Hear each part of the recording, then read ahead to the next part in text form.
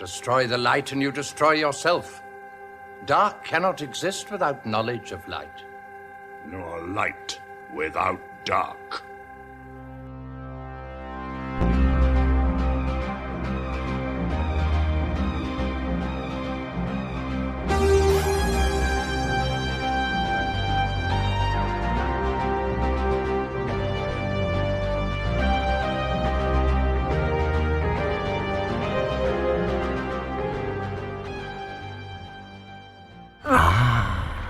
There you are. It's so good to see you, Doctor. I have been waiting for you for such a very, very long time. Hello, and welcome to Prepare the Timelash, the Doctor Who podcast that takes a closer look at the Guardians of Time and other cosmic beings that the Doctor has encountered in their many adventures. I'm one of your hosts, Mike Ferguson.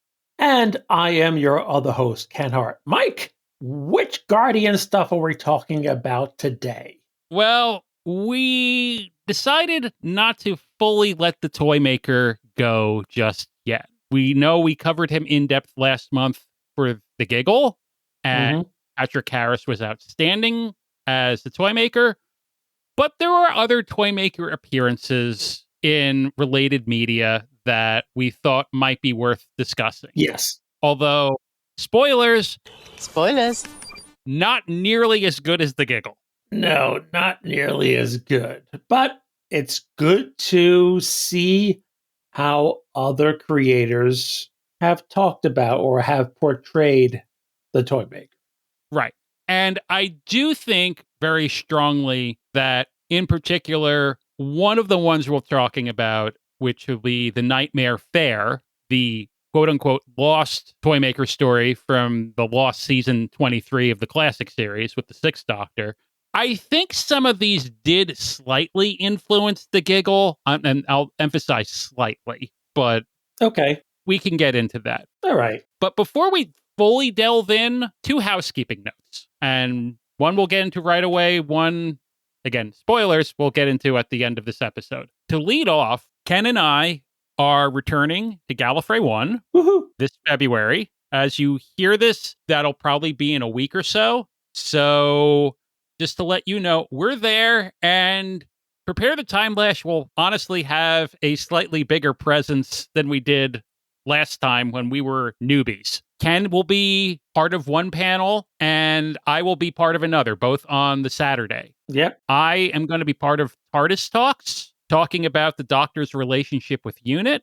And Ken, you have some pretty exciting stuff to talk about as well.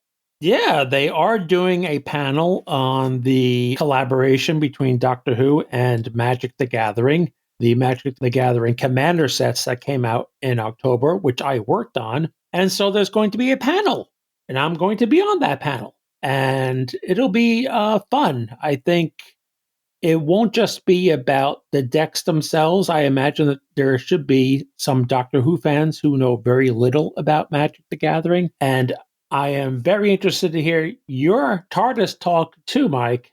It should be a fun collection of topics. I took a look at what is on the Gallifrey One schedule and what's planned for the TARDIS talks on that Saturday, February 17th.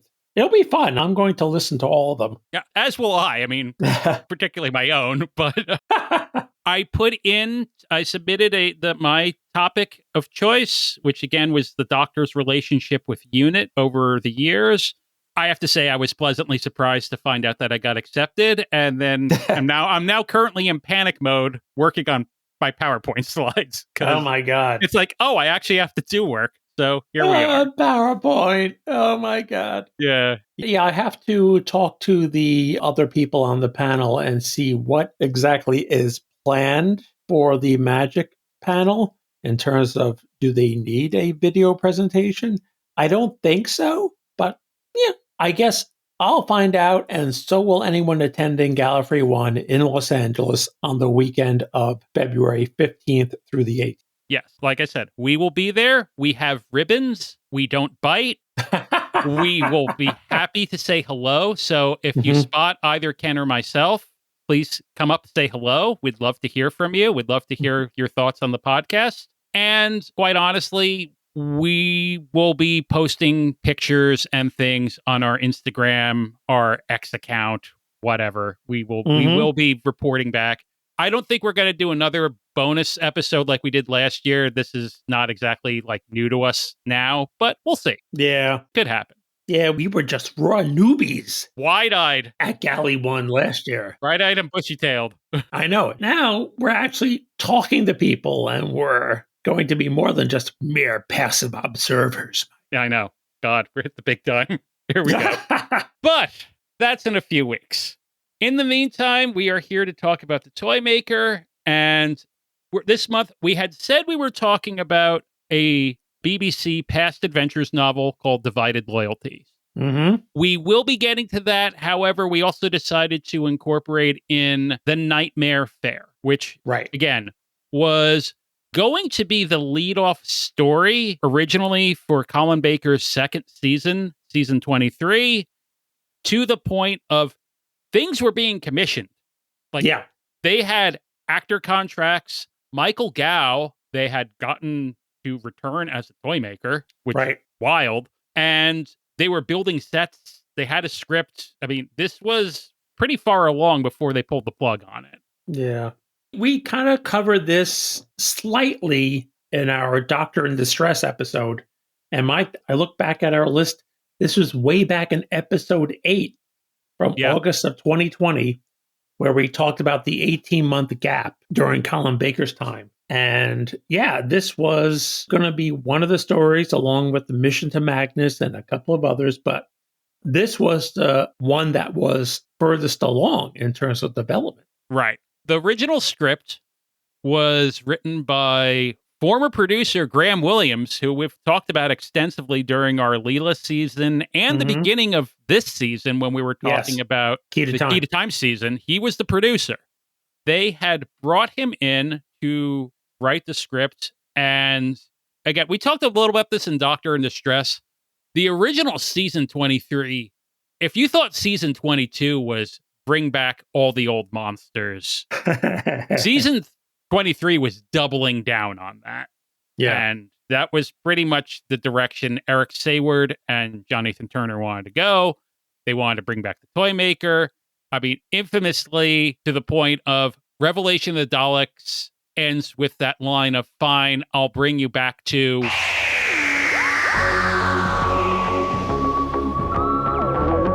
And then they bleep out Blackpool because part of the Nightmare Fair takes place in Blackpool, which is an amusement park in England, for those of you not familiar with it. Right. But it's kind of like a resort town with a nice amusement park. Yep. So Graham Williams wrote the script. It ultimately was not used. He did write the Target novelization of it, which I remember getting. There was a few of those. Those are probably some of the last Target novels, to be honest. They were. Yeah, they had that, Mission to Magnus, and there was probably one or two others that were in there. But Graham Williams, sadly, he passed away not too long after that was published, which was in 1989. Right. But years later, Big Finish picks up the story rights for what they call Lost Seasons, which is a ton of stories that just never got made for one reason or the other. Yeah. Michael Gow was still around when they were recording it. And they tried to get him, but at that point, I don't know what his health was like. Well, he was officially retired. He had been retired for years at that point. I believe he was in his 90s.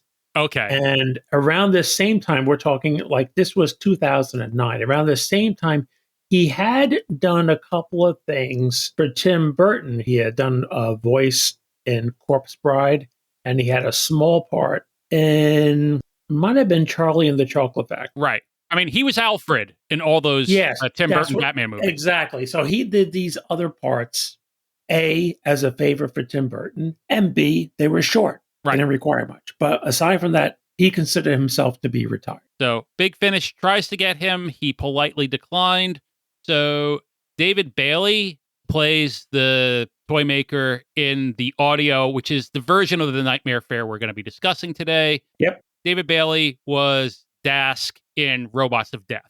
So AKA Taron Capel. Yes. And I have to say, he does sound remarkably like Michael Gow in parts. He does. I was listening to the interview on Big Finish earlier today, and he talked about how he had kind of done his own little work for how the character should sound before he listened to anything that Michael Gow had done. Okay. And he saw the Toymaker as a bit more childlike in terms of having these massive mood swings. And that comes through in his interpretation in The Nightmare Fair. Yeah. Where he giggles sometimes and then just goes into a dark rage.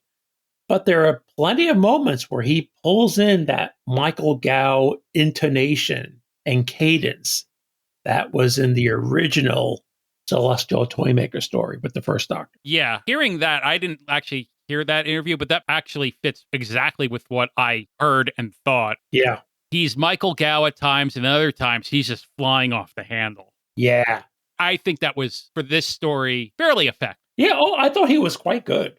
And he actually goes on to play the Toymaker again a year later in one of the companion chronicles, Solitaire, with Charlie, who was the Eighth Doctor's companion. Right.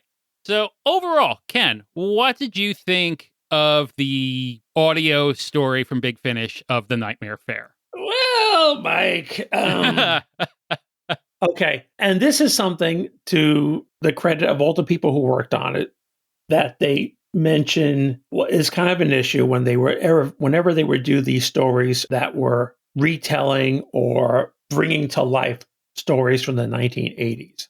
The relationship with the Sixth Doctor and Perry back in the 80s on TV was very different from the relationship that Colin Baker and Nicola Bryant and the Big Finish producers and writers had been working on in the Big Finish audios at the time. Right. There's more sniping. Perry complains more. She's not proactive at all. She's completely reactive. So there's a lot of that. And I know one thing that always drove me crazy, I think drove you crazy too, Mike, when we reviewed Colin Baker's stories in our first season, is how so often the stories begin and may go on for like a good 20 minutes, it feels like, before we actually get the Doctor involved. Right. And that kind of happens again here. But there is some fun stuff early on in the story where the Doctor and Perry do go to Blackpool and do have fun. Yeah. After lots of complaining on Perry's part at first, but they do have fun. They get on a roller coaster, they're screaming their heads off. It's kind of nice. I kind of wish we had actually seen that on TV. Yeah. I don't know if we would have seen that on TV, if that was something that they decided to add in later on just because the Sixth Doctor Perry relationship had been better. So there's that. And then there's also a lot of typical 1980s plot filler where there's just a lot of running around. I think there are too many characters for audio. I mean, I'm sure a lot of these characters were brought in from the original script. I had the Target novelization. I know I read it, but that was 20-odd years ago. I probably read it. But in audio, it's just too many characters. So there's a lot of things going on with the Doctor and Perry, and overall, I had a problem keeping up at times or knowing who was doing what and why. Yeah, and a lot of that, too, is Perry and one of the characters she meets, Kevin, spend an inordinate amount of time like wandering around corridors. Yeah. Which, that's deadly dull in a visual medium. In an audio medium, it's... Oh, my God. It was just like, can you find somewhere interesting to go or to do? Yeah. Dear listener, imagine an audio version of Keegan and Turlo wandering through the air ducts in Terminus.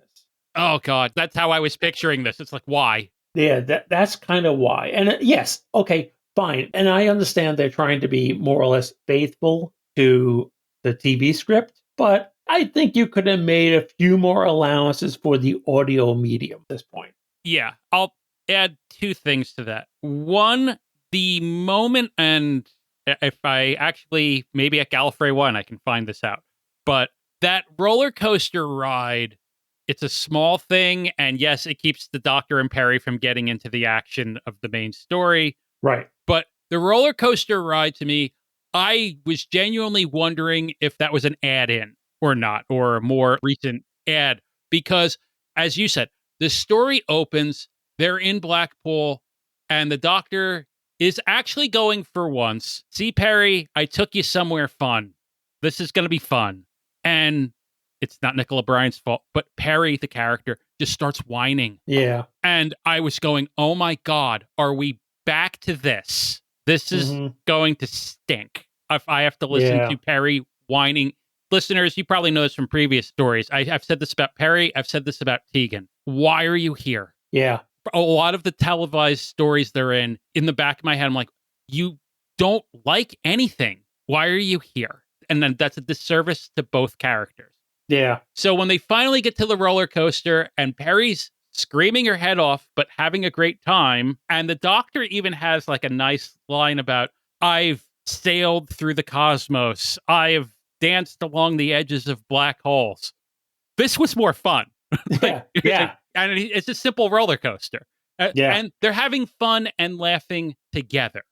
So if that was actually part of the televised script, that would have been a phenomenal breaking of the ice. Yeah. My guess is that was probably added in later. I tend to think so too, Mike. Again, I'd have to look at the novelization. That's probably going to have it, and if I have it anywhere around this house. But yeah, I would be surprised if it was in the novelization. Yeah. My other issue with some of the Big Finish, and this is more for the Lost Stories line than anything else, there is a strong effort to be very faithful to the original script as it was, which, okay, I understand that. But at the same time, a lot of those scripts, A, aren't good to begin with. There's a reason they weren't made. Or B, they don't lend themselves to audio in this case. Right. Perry and Kevin wandering around corridors getting lost.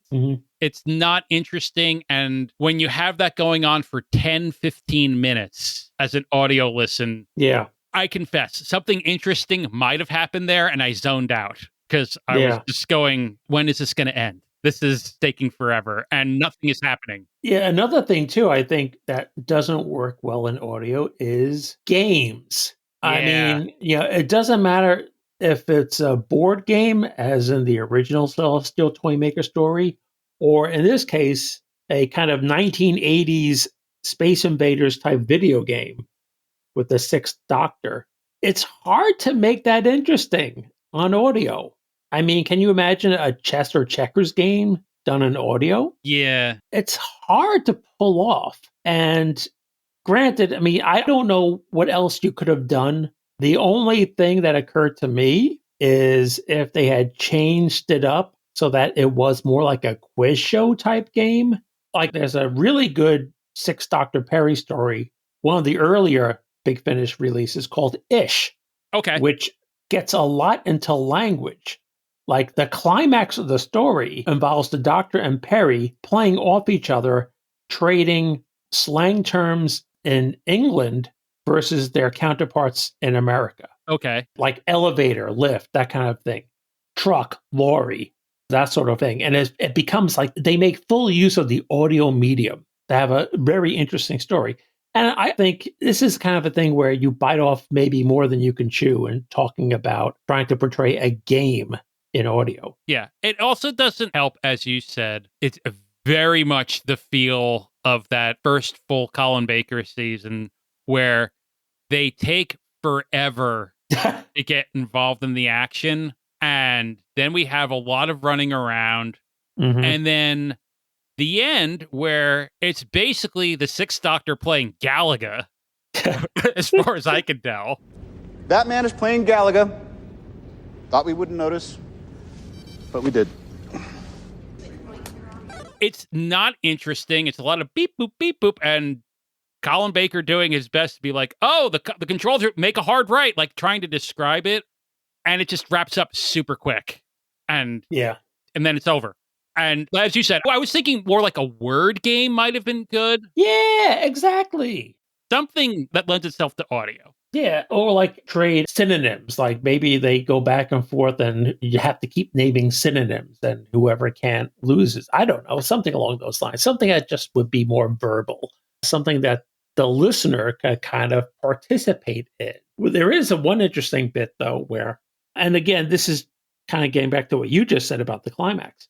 Part of the climax, part of the beat of the Toymaker comes after Perry screams. Right. Perry screams quite loudly, and it is painful for the Toymaker. I can only imagine what would have happened had this been a Mel story. I think he would have detonated on contact. Yeah.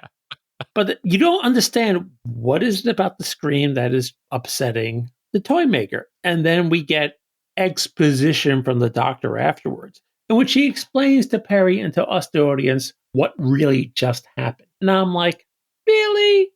Really? You have to explain the climax to us? Yeah.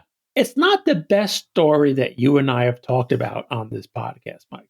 No, I'll say it's okay. It's okay. I like the interaction between Perry and the Sixth Doctor. As we said, I like David Bailey's interpretation of the Toymaker. What I will say, which surprised me in listening to it, is it opens up with the Toymaker, I guess, wherever they are. You know, he's in Blackpool, and he's confirming that the Doctor is, in fact, the same Doctor he encountered in the Celestial Toymaker with DNA scans? DNA scans. I know what his bio data. And I'm thinking to myself, you're the freaking Toymaker. You need a bio data reading to be able to determine that this is the Doctor? There is a couple of moments like that where he does very manual things and doesn't know things and seems very mortal. Yeah. And that's in direct contrast to, you know, Neil Patrick Harris going, I played a game with God. I mean, and just going time traveling at will, turning people into rubber bouncy balls. Yeah. Doing all that crazy stuff that he does where he genuinely has godlike powers. This is possibly, of all the things we're covering with the Toymaker, where he's the weakest. And I was really surprised that, actually, I shouldn't say that. I'm not surprised because that seems about typical for the 80s where it's like, oh, we'll bring back the Toymaker, but we're not really going to actually do anything but the physical trappings. We'll get the same actor, but we're not bothering to actually look at the story and see what made the character tick. Yeah, like I'm listening to this. I'm thinking to myself, this is his plan. His big plan is like something from the Riddler or the Joker on that 1960s Batman TV show. He's got a headquarters in an amusement park. He uses machines. He has robots. He has a couple of force fields around. And his big plan is to get people in America, get the people of America to play this new video game of his. Right. That will unleash a monster that will kill millions. Right. And I'm thinking to myself, reasons. For reasons. Like, right. Okay, why? Yeah. I mean, the Doctor kind of figures out, and this is, they get into one little thing of, well, at least what Graham Williams kind of devised as an origin for the Toymaker, is that he is from a different universe altogether. He didn't come here apparently willingly or intentionally. He's stuck here. And his universe is receding from ours so quickly that the theory of relativity kicks in, as the Doctor describes it, to the point where the Toymaker can never age. His end date, so to speak, keeps getting further and further away from him. So he is thoroughly immortal. And he has lived for like millions of years, apparently, and will exist on. And it makes him bitter. But really, you're just going to unleash a video game on Americans and kill a bunch of people with video monsters? Yay? Yeah, I don't know. Yeah, there's some very strange choices. I did think the Sixth Doctor was a good matchup. Yes. Because when we actually get to the Toymaker facing the Doctor, you have the Doctor's bluster and braggadocio, and he's able to confront the Toymaker better than I think maybe other incarnations of the Doctor might. Yeah. And one of the things I do like, which is kind of rare for Sixie, but he's really I don't know what the right word is. He's kind of like sad he has to. He is. Oh, yeah, absolutely. He doesn't want to like defeat him the way he does. But basically, he's like, you're an animal. What's the quote I wrote down? I detest caging even the wildest beast, Toymaker, but for you, there's no other answer. Yeah. But when he does it, though, when he does it and he describes to Perry what he's done, that he has trapped the Toymaker in this loop for all eternity, he says it's loathsome. And he's describing what he just did to the Toymaker. It's loathsome because he knows, as a Time Lord, he knows how boring a centuries-long existence can be. And so take that and expand it across millennia, across millions of years.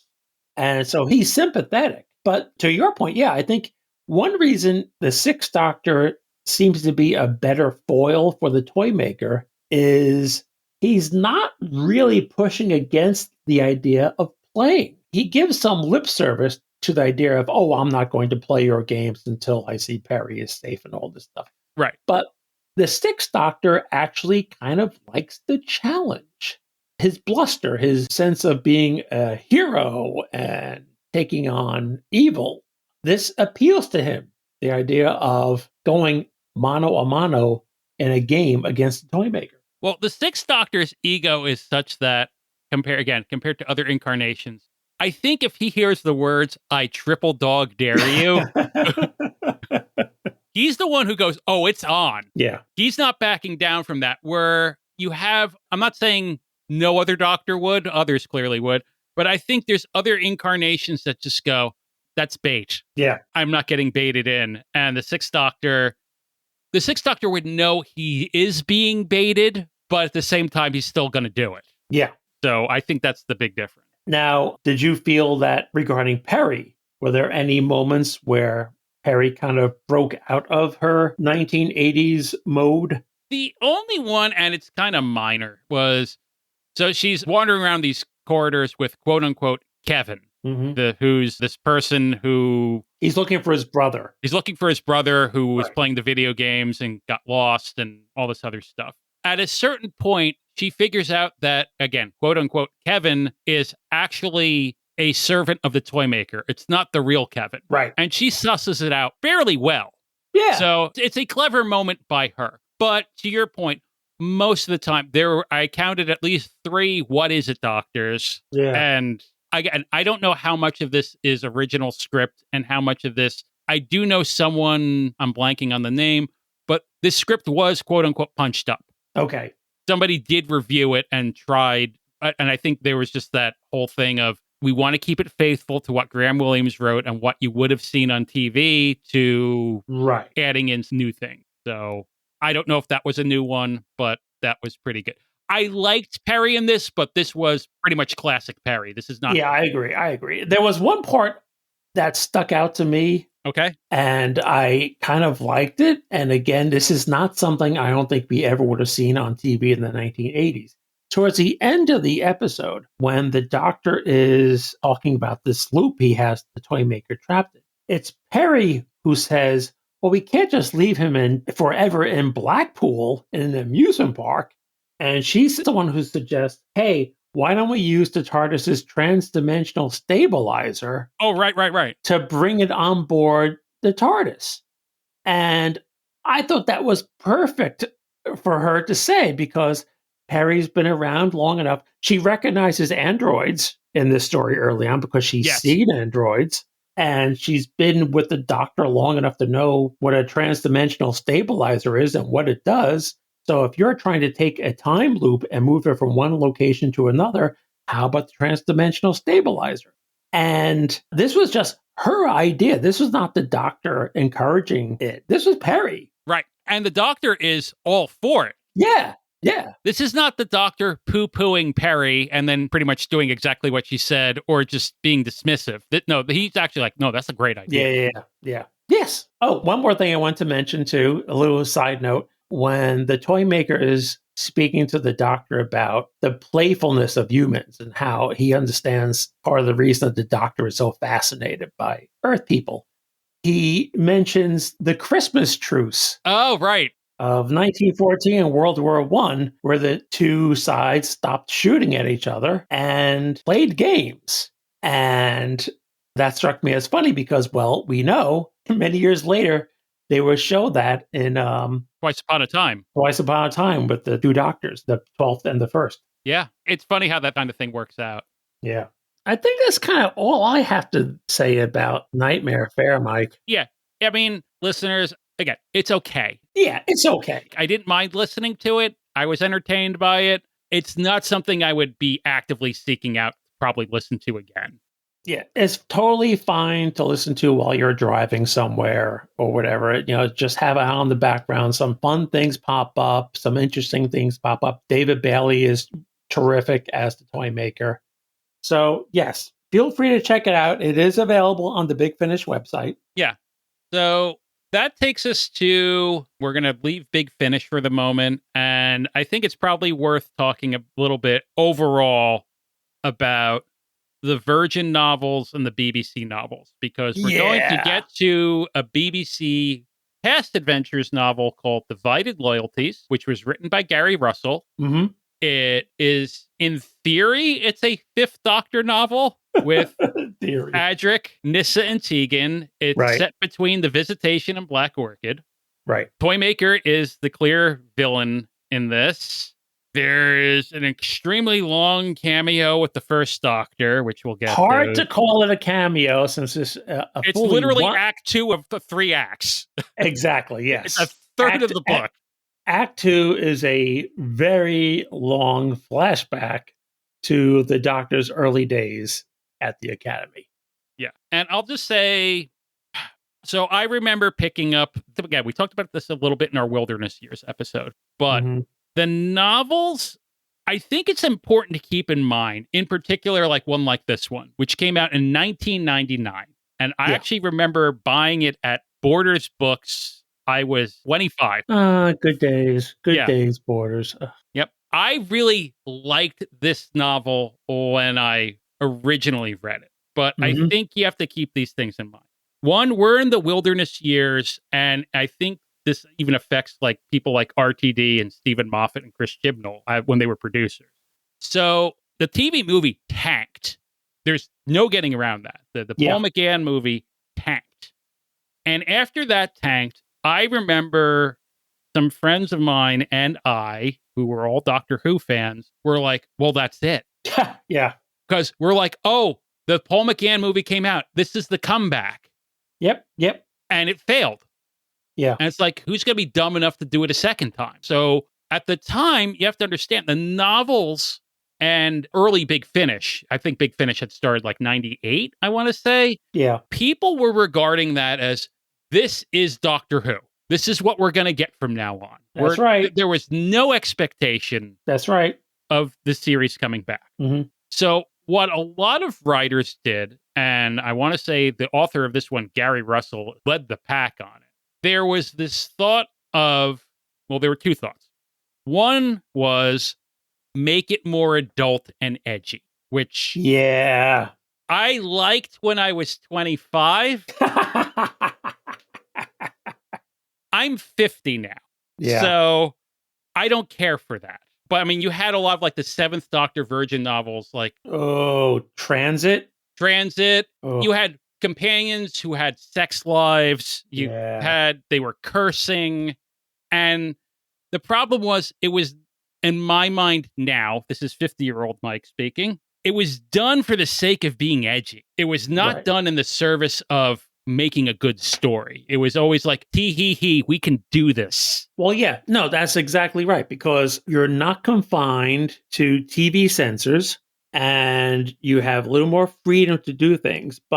And this is, I think, kind of a blanket term we can apply to many of the novels, the Doctor Who novels in the 90s, Mike.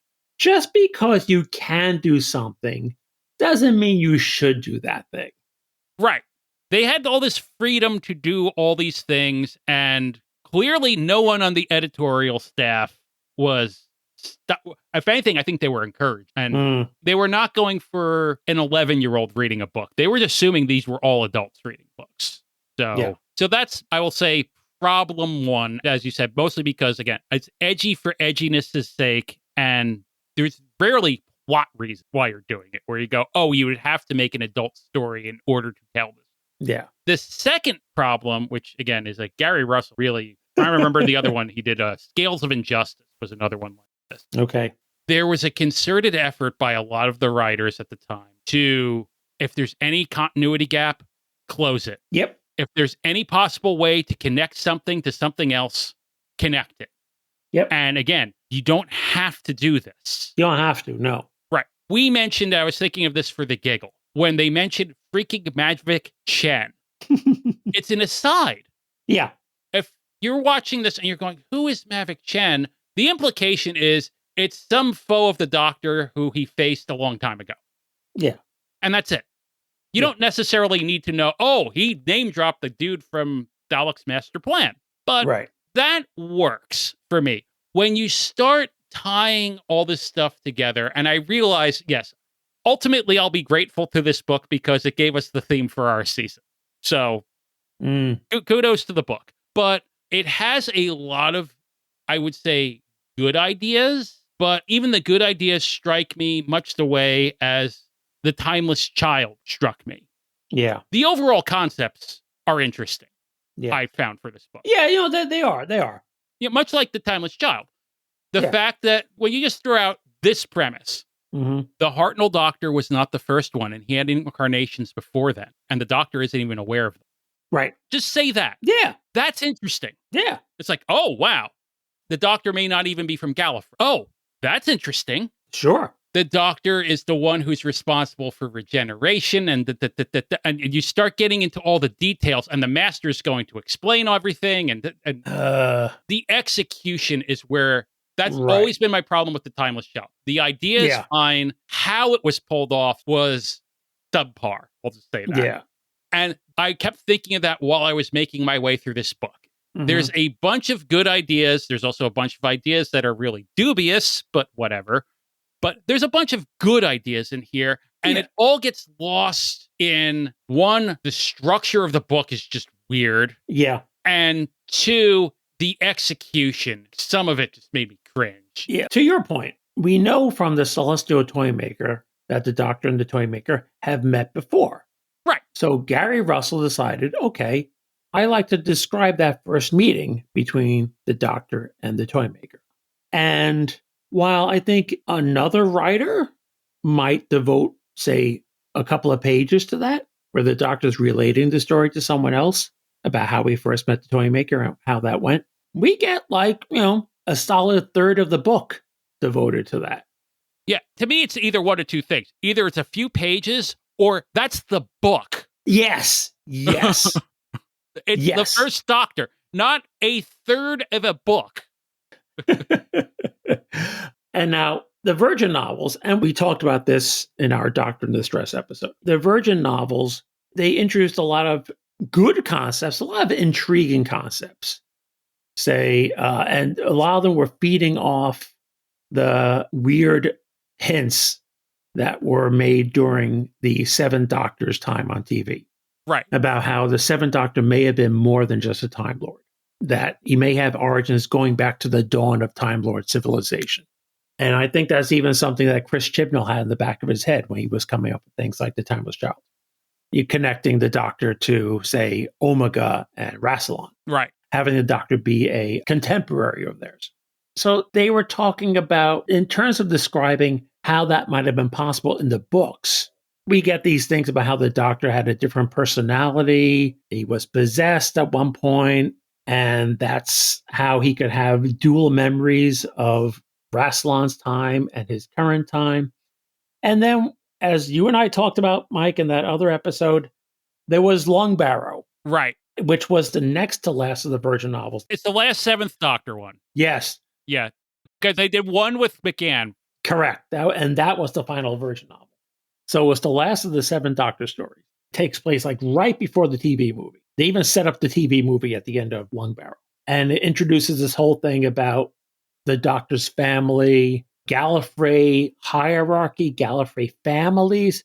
It's kind of interesting. It absolutely is kind of interesting. It's weird as heck. Right. And I can totally understand why Russell T Davies wanted none of it when he was rebooting the TV show. Oh, I even get why Andrew Cartmel shot it down. It's like, no, this does too much. Yeah. This is too out there and a little too much. But in terms of, it's one of those things that fits the novel line great. And it is what I appreciate about the novels is I don't consider the novels to be particularly canon. I kind of cherry pick through Big Finish and the novels. If it slides in nicely and I like it, okay, it's in my personal head canon. But where I actually go a little nuts with Doctor Who fandom in general, it's Haunting of Villa Diodati.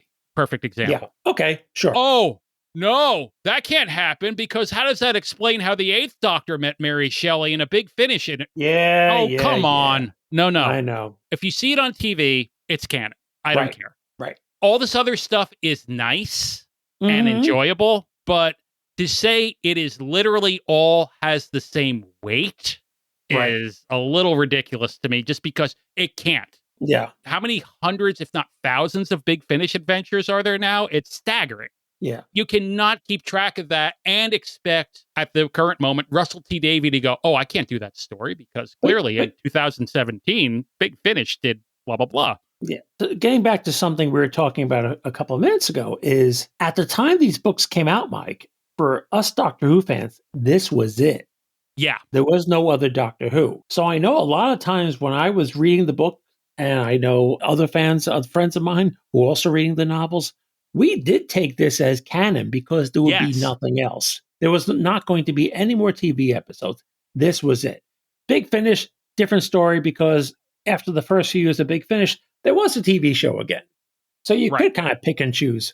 But the novels, we get Lung Barrow and a lot of other concepts. And when the Virgin license expired and the BBC books took it over, a lot of the same writers came along. Yep. So we get that big flashback sequence in Divided Loyalties, Mike, that pulls in a ton of stuff from the Virgin novels. Pulls in a ton of stuff from the Virgin novels. And, well, I guess we'll get into the Toymaker and the Fifth Doctor, who this is a Fifth Doctor novel. We're going to be spending a ton of time talking about the First Doctor and that weird cameo. This is the execution that I hate. Okay. You start going there, and the Doctor is at the Academy at Gallifrey. He's still not quite full-time Lord yet, or whatever. So, but he is calling himself the Doctor. He is calling himself the Doctor at this point. But literally in the same exact class with him, and I mean the same classroom with him, are the Master, the Ronnie, Drax, the meddling monk, the war chief from the War Games. Yep. Name a Time Lord. And of course, their teachers are Barusa and Asmael. And it's like, I'm sorry, it's ridiculous. Runcible makes an appearance. If you were a named Time Lord in any of the shows, somehow you're all in the same, literally the same class. Yeah.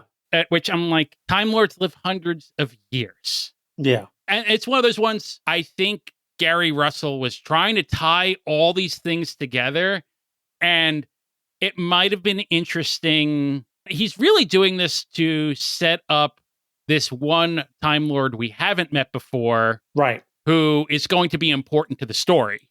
But I could see it's the Doctor, the Ronnie, and this character. Yes. Or the Master. If you want to play up the Master as the Doctor's best friend, you could have said the Doctor, the Master, and Rowland is the other Time Lord. Yes. So it's like, you could have said it's those three. But no, it's all of them. And there are constant moments like that. Where it's like, oh, come on. This is ridiculous. Yeah. You do not need to tie every single tiny loose end in a neat bow. Because a lot of times it's like, you did it. Didn't mean you should have done it. Yeah. And from an execution standpoint, Mike, Rowland, the old friend of the Doctor who we're introduced to in the flashback, becomes a pivotal part of the climax. But we're supposed to care about him and about his relationship with the Doctor when it's only revealed to us in a flashback 100 pages earlier. Right. So to your point about execution, it's like, yeah, you could have done something a little bit better. Right. So the premise of this, which again, I like this idea, Yes. is the Toymaker basically, they say, is one of the Guardians. Mhm. They say according to this, there are actually 6 Guardians. Right. They don't name 2. I don't know if they ever get named, but No. the Toymaker is the Guardian of Dreams, which Yes. I don't necessarily see that relating to dreams to games, Me neither. but okay, fine. What they basically say is the Toymaker does not have a corporeal body. And when the Toymaker has tried to inhabit the bodies of mortals, the Toymaker is immortal trying to inhabit a mortal body. It just dies quickly. Yes. So the Doctor and Rollin seek out the Toymaker. They're trying to seek out all these legends, and we'll get into that. This is where we get godlike beings, cosmic creatures from. Oh, yeah. They start name dropping stuff galore, Mike. I mean, they keep talking about the great old ones. They dig into the secret notes of Rassilon himself, not just about like the great vampires, but they name the Lovecraftian gods, Mike, in a row. Oh, yeah. Nyarlathotep, Cthulhu, Hastur. Yog-Sothoth, the whole party is there, and they name them all as the great old ones, and the Guardians are considered to be part of that group, the great old ones. They refer to that several times.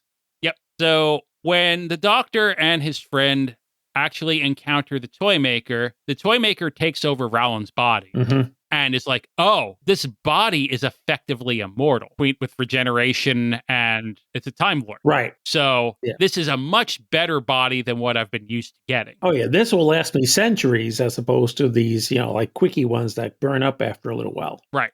So that's the premise of it. Yeah. And so this book, and this is the other thing I found interesting. One of the conceits of the books was we're not limited by budget. Yeah. It's much like Big Finish. You can do a little more theater of the mind. Whatever you write on the page, that's what can happen. Mm-hmm. You're not limited to a television budget and specifically the 80s Doctor Who budget. But the first third of the novel sure feels like a typical Davison story. Yeah. They just land, they're on a spaceship, and they're wandering around corridors. And they get accused of this and that. And yeah, you're right. It does seem very much like a typical Fifth Doctor story. Yeah.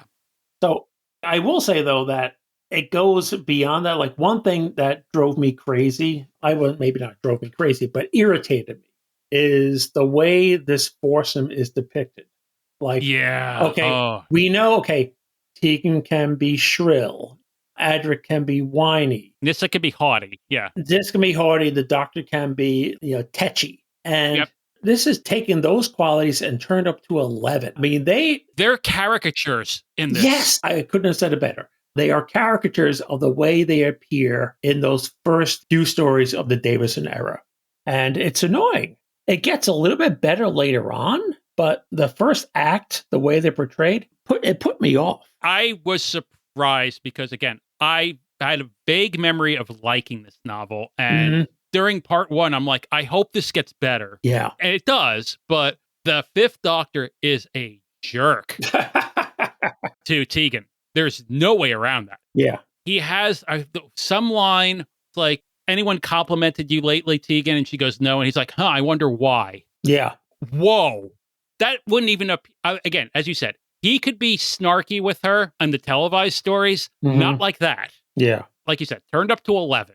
And Adric, he makes these like, typical Earth people. He puts down Nyssa and Tegan. They just like make up what? Yeah. Oh my God. But on the flip side, we get introduced to this whole crew on the spaceship. And in all of those reactions, all those interactions that the Doctor and Team TARDIS have with the crew of the ship, that felt very much like the TV show to me. Yes. And they were good. Yeah. For the TARDIS crew, I mean, there were two things that went into interesting places at a certain point. Most of Adric I couldn't stand. Yeah. But Adric does have, and it's weird, Gary Russell does this thing where he's doing all these internal monologues with all the companions. And I think he's kind of trying to put some context to what you have seen. Like if you watched all the Fifth Doctor era, Yeah. they're thinking kind of what the audience is probably thinking of them at times. But it's like, I thought it was a little too on the nose. Yeah. But one thing Adric had was he doesn't like Nyssa and Tegan. He's just in a snit. Right. He liked it better when it was just him and the Doctor. Right. And he makes a mention, or there's mentioned several times, he doesn't feel like the Fifth Doctor is his doctor. Right. This new Doctor, quote unquote, doesn't get him. Mm-hmm. He liked traveling with Romana and the Fourth Doctor. Yeah. That was kind of a neat take. I thought that was good. Yeah. Yeah. And then Nyssa has this whole sequence wherein the Doctor finds out his old friend Rowland is the host of the Toymaker. And they're basically saying, we need to separate them. Right. And Nyssa correctly points out, wait, you're going to do what? And the Doctor's like, I have to separate them. Now, the Doctor is very clear. I don't know if I can even do that. Yeah. He is very much saying, I think this is impossible. I'll try, but I don't know if this... Nyssa goes into a furious rage. Yeah. Because she's basically saying, I asked you if you could separate my father Tremas from the Master. Right. And you said no. And she basically is saying, and you were dismissive of, and now you're considering this, and it's important to you because Rowland was your friend. Right. So clearly she's taking this at first as, so I guess my father is not important. Yeah. It's good. I mean, because one thing you think about, and I thought about this as I was reading it, is in the TV show, they barely touch on the fact, once you get past, like, say, Legopolis, they barely touch on the fact that the Master killed Nyssa's dad and is responsible for the entire destruction of her planet. She is the last surviving Trachonite. Yeah.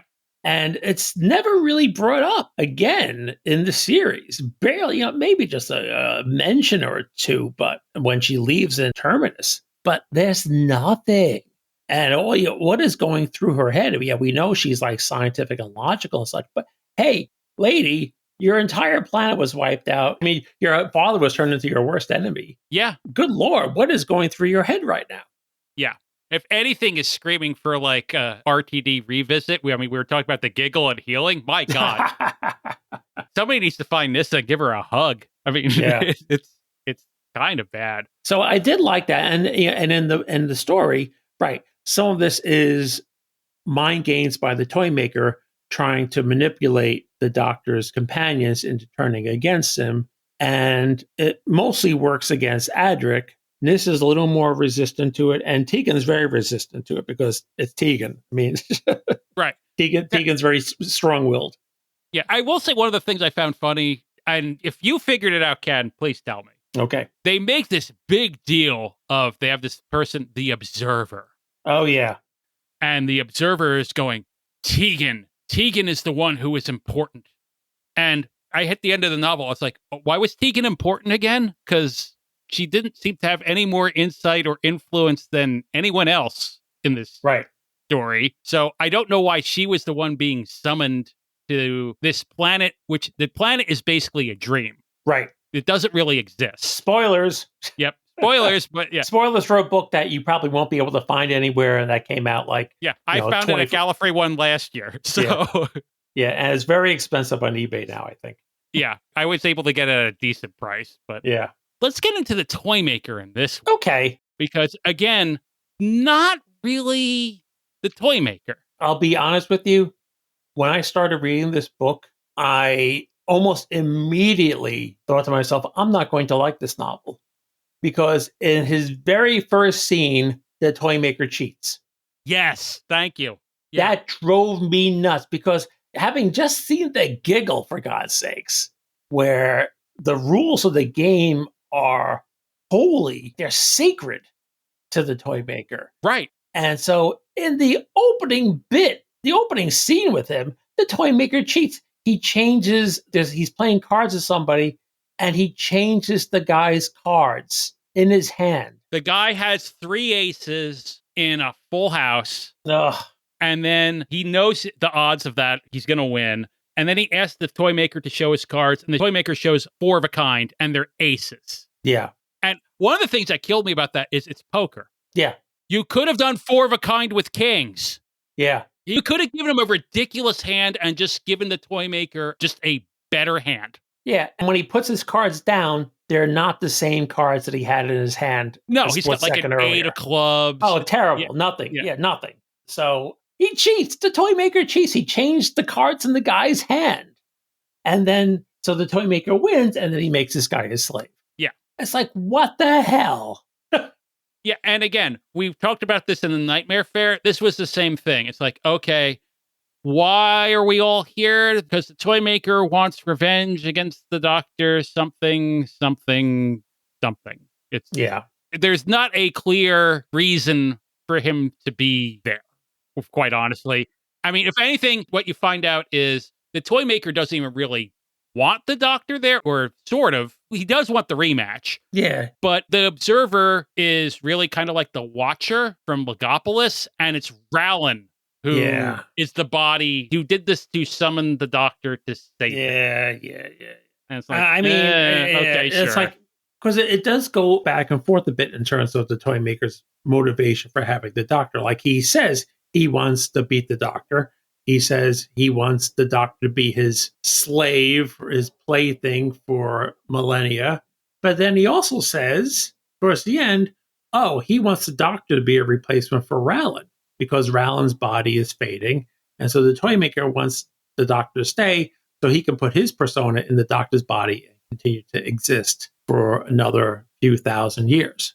Yeah. And I'm like, well, make up your mind. What do you want? Why do you want the Doctor? Yeah. Then you don't want him to be your slave. Yeah. Yeah, that's what I mean. It's like his reasoning, it was very ambiguous as to what was really happening there. So, Yeah. And I did not see the whole Watcher thing coming at all. I didn't expect that at all. Not that I really should have expected. It was kind of out of left field. But, I have to concede that, okay, it's an interesting concept because just as the 4th Doctor with the Watcher was a pseudo-psychic projection of the next incarnation of the Doctor. And so the Observer is the projection of Rowland's future incarnations, but Rowland, in order to try to destroy or at least cripple the Toymaker, forces all 12 of his regenerations to happen at once. right. So the Observer becomes exponentially more powerful from a psychic standpoint than anything we had seen with the Watcher in Legopolis. And that was actually one thing I found a little bit confusing about the Toymaker's plan. It's like, oh, well, like as you said, he brings in the Doctor. Well, this body's wearing out. Really? Apparently got 12 regenerations left. Yeah, I know, right? And that was something where I was going, where is the line? I can't make him regenerate. So, just something like that to explain, I need a new body. This one can regenerate, or even just like Rowland is going to will himself to die without regenerating. Yeah. So I need to pick up a new body. But that was like the puzzling thing when he starts mentioning, I need the Doctor's body. And then the solution is, Rowland is going to regenerate all 12 times all at once. I'm like, he had 12 regenerations left? Holy crap. Yeah, really. Yeah, what's the Toymaker been doing for the past few millennium? Yeah. I gotta say, one thing that really irked me more than anything else involving the Toymaker specifically is what happens with the 1st Doctor after this fiasco of an encounter with the Toymaker. The Doctor steals the TARDIS with Rowland and Rowland's girlfriend, Millennia. Right. And they steal the TARDIS.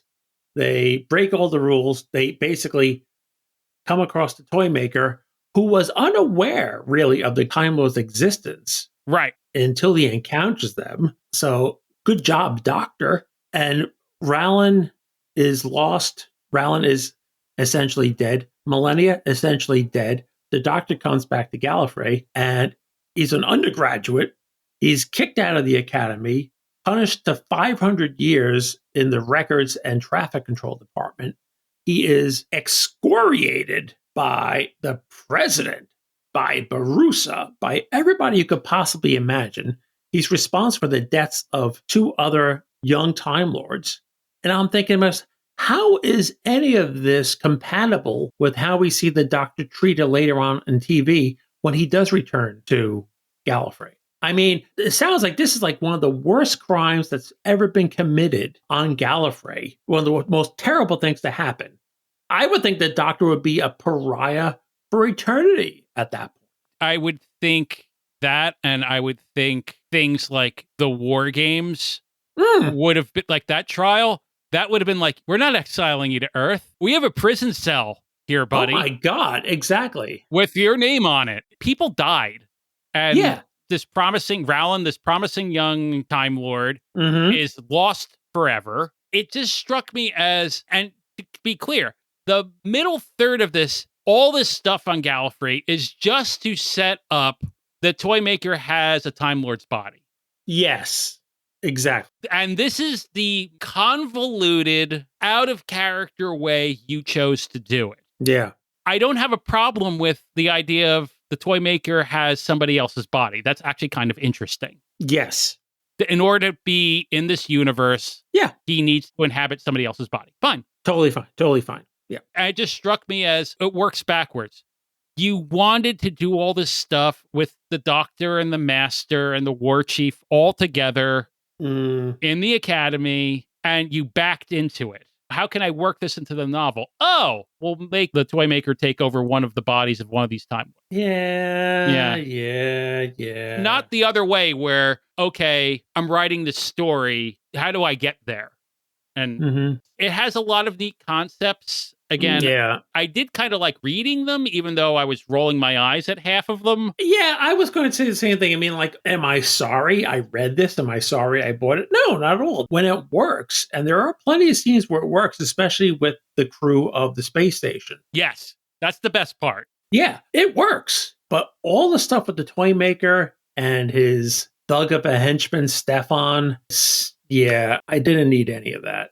And Gary Russell, this is a funny thing too. The only reason Stefan is in the novel is because Gary Russell knew, since the Nightmare Fair novelization was out at this point, Gary Russell knew that Stefan was the Toymaker's henchman in Nightmare Fair. And so, as we said before, the novels saw a possible way to connect something to something else. They did it. Gary Russell decided to connect Stefan and the Toymaker in this story to lead directly into their appearance in Nightmare Fair. In fact, the Toymaker even says to Stefan at the end of this novel, "I'll take you to Blackpool." Yeah. Which is kind of a pun on obviously what the Sixth Doctor says to Perry. Right, in Revelation. Yeah. Yep. Yeah. They connect that, and it's like grown. The number of fans who would have been like, well, where's Stefan in this? You would have counted, like, you could count him on one hand. Yeah, right. And why even bring him back was he's a boring character in Nightmare Fair. He's just a thug. Right. With a knife. And he's a thug with a knife in this one too. Why have him? Yeah, he doesn't add anything to this. When the Toymaker can be much more destructive on his own in a more interesting way than just stabbing somebody with a knife. And you kind of hit on why we liked the Toymaker so much in the Giggle, and what I think made this so frustrating is we went into this going, okay, godlike beings, boy, in neither of these does the Toymaker reach that character's potential. It just feels like the writers did not really, in the same way I was pleasantly surprised in the Giggle how much Russell T Davies really watched and got the Celestial Toymaker, the story, and got the character. There's just some misfires. Yeah, I mean, really, in both. I mean, I agree. I don't think I would have been as irritated, certainly with the novel, if we hadn't just seen the Giggle, right? Which seemed like a perfect follow-up to the Celestial Toymaker. Yeah, that one hit it spot on. And these two, if you're trying to figure out, listeners, if you like the Toymaker and the Giggle, what other media can I check out? I mean, both of these are fine. Yes. Just keep your expectations should not be that high. That's all I'll say. I do know the Toymaker appears in one Sylvester McCoy story. Okay. And I'm drawing a blank on it right now, but one Sylvester McCoy Big Finish audio. And there he's also in that Companion Chronicles. Yeah. But yeah, that's pretty much been it. Yeah. And Yeah, this is just, there's good stuff in here. There's definitely good stuff in both of these stories. I agree, Mike. But when it comes to the Toymaker himself in this novel, yeah, it's not the Giggle. I'll say that. Yeah, good way to put it. So I think that covers both these stories for us.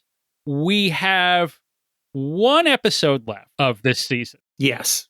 Where we are going to be covering gods and cosmic beings. And for that, we will be covering two Big Finish adventures. One is the Big Finish adventure featuring the Sixth Doctor, the Lovecraft invasion. We're just going to get the proper Cthulhu with that one. And then we are covering a Seventh Doctor set of adventures that covers, we're sneaking them in, folks, Sutek. Yes. And Bernice Summerfield. Yes. So that'll be exciting. And spoilers, Bernice Summerfield will be someone we're going to be talking about in the episode after that, too. Because season 4, we are going to be covering the adventures of one Professor River Song and all of her televised adventures with the Doctor, as well as a couple of Big Finish probably in there at the very end. Well, we have to, because she did meet Bernice in one Big Finish story. Yes. Bernice is clearly an influence on the character of River Song. We will get into that. But that is going to be our season 4, which will start up in a few months. We'll be starting off with her first meeting. Well, depends. Timey-wimey. Yeah. The Doctor's first meeting. The Doctor's first meeting. The 10th Doctor's first meeting with Silence in the Library, Forest of the Dead, but we'll be covering everything there. So I'm actually looking forward to that. This is going to be a departure for us where we focus primarily on modern Who rather than classic series. So we were talking around and batting around some ideas for this one, and this seems like a logical one. And it's one reason I'm actually looking forward to going to Galley One, because we will get to actually meet and see Alex Kingston there. Yes. Very exciting. So, Mike, anything else you want to say about the Celestial Toymaker before we say farewell to this hallowed figure? I think we're pretty much said everything we need to say about the Toymaker. He's a fascinating character when he's done right. Yes. I would say his original appearance and the Giggle are two terrific stories of the character. The Celestial Toymaker story is but Michael Gow is the character. He's great. He's great, yes. And the Giggle, again, we've spoken a lot about that. We really like that one. And if you're really looking of the media to find the character, those are the two stories. These are nice. If you stumble across Divided Loyalties at a half-price bookstore, pick it up. If you see the exorbitant prices you'd pay on eBay, skip it. It's not that necessary to add to your collection. Although I will say that you could probably do some Google searching and maybe find a PDF of it somewhere else. Just saying, fans. Just saying. Not that I'm advocating that. Just saying, just a random search might be able to turn up something. So, Mike, should people have opinions about other things they may want to see or hear on our show, how can people contact you on the interwebs? You may contact me at the following places. Or us, for that matter. Our Twitter account is still around and available. The second Elon Musk starts asking us to pay money, though, that is going to go away. But in the meantime, you can find Prepare the Pod on Twitter. I am best found on Instagram and on Threads. I'm starting to post more there. Mike Ferguson 5150, all one thing. That's my handle. Best way to reach me. Ken, how about yourself? Well, I am found on Instagram and Threads as Ken Hart Writer. You can also reach me by email at kenhartwriter@gmail.com. I maintain the Instagram account, Prepare the Pod. And as always, fans, you can download episodes on our website, preparethetime.com, and on your favorite podcaster of choice. Yep. So next month, we will wrap up our godlike beings, cosmic creatures, with the Lovecraft invasion and some Sutek goodness of Benny Summerfield. And we hope to see you, some of you, at Gallifrey One. Yes. Possibly imminently after you listen to this episode. But until then, I have been Ken. And I've been Mike. And we'll see you next time on Prepare the Timelash. So long. Bye.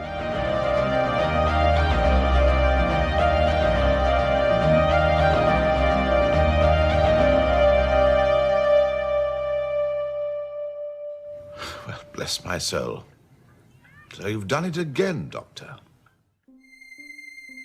The theme music for Prepare the Timelash is provided courtesy of Soundsmith Productions. If you like this podcast and would like to hear more, please subscribe to Prepare the Timelash on iTunes, Spotify, Amazon, or any of your favorite RSS feeds or podcatchers. And if you really like this podcast, please leave us a review at one of those locations. For more information about Prepare the Timelash, check out our website at preparethetimelash.com. To get in touch with us or receive updates and notifications about future episodes, follow us on Twitter at PrepareThePod. Thanks for listening.